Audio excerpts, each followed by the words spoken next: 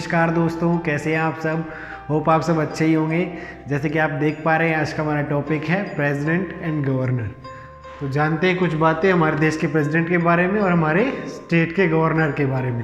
तो चलिए स्टार्ट करते हैं आज का topic, president and governor comparison. President हमारा फर्स्ट सिटीजन ऑफ इंडिया। हर स्टेट में गवर्नर होता है। गवर्नर हमारा first citizen of state. Citizen के बारे में हम 2 पॉइंट्स देखेंगे। प्रेसिडेंट जो हमारा होता है फर्स्ट सिटीजन ऑफ इंडिया होता है। गवर्नर हमारा फर्स्ट सिटीजन ऑफ स्टेट होता है। ठीक है। सबसे ऊपर कौन होता है? हमारा प्रेसिडेंट।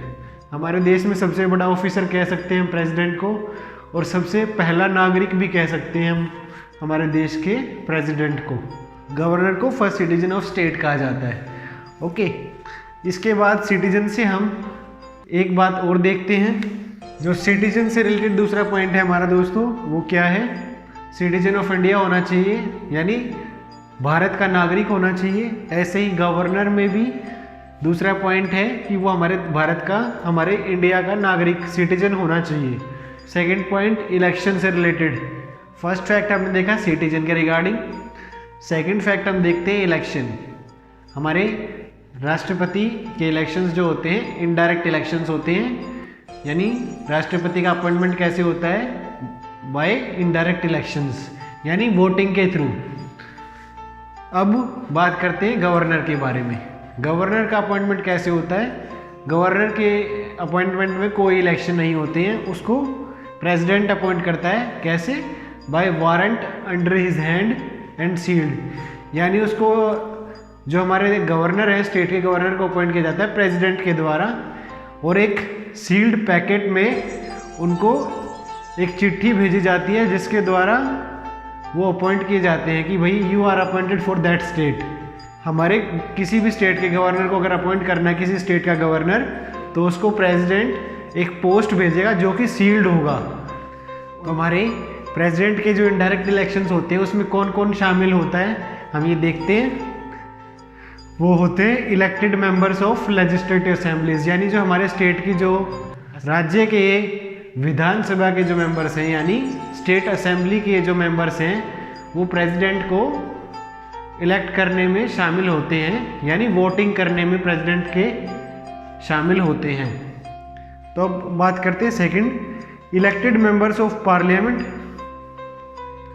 यानी हमारे इलेक्टेड मेंबर्स ऑफ पार्लियामेंट, यानी हमारे जो दोनों हाउसेज हैं पार्लियामेंट के, राज्यसभा और लोकसभा, वो दोनों, उनके इलेक्टेड मेंबर्स शामिल होते हैं प्रेसिडेंट को अपॉइंट करने में। तीसरा point, elected members of union territories of Delhi and Puducherry शामिल होते हैं हमारे देश के राष्ट्रपति को अपॉइंट करने में। तो हमने देखा 3 तरह के बंदे 3 जगह से, स्टेट असेंबली से, पार्लियामेंट से और union territory Delhi and Puducherry से हमारे प्रेसिडेंट को इलेक्ट करने के लिए इलेक्टेड मेंबर्स शामिल होते हैं वोटिंग के लिए, हमारे देश के प्रेसिडेंट को अपॉइंट करने के लिए।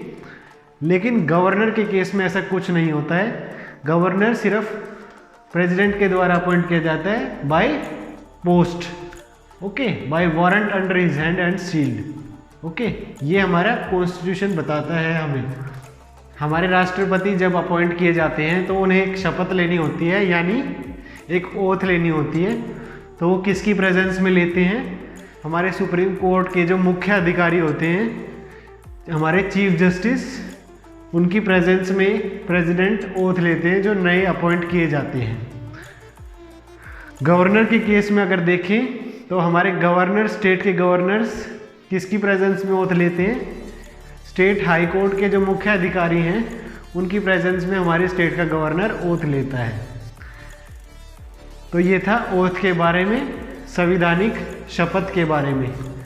हमने देखा कि दोनों कैसे संवैधानिक शपथ लेते हैं, हमारे प्रेसिडेंट और हमारे स्टेट के गवर्नर्स।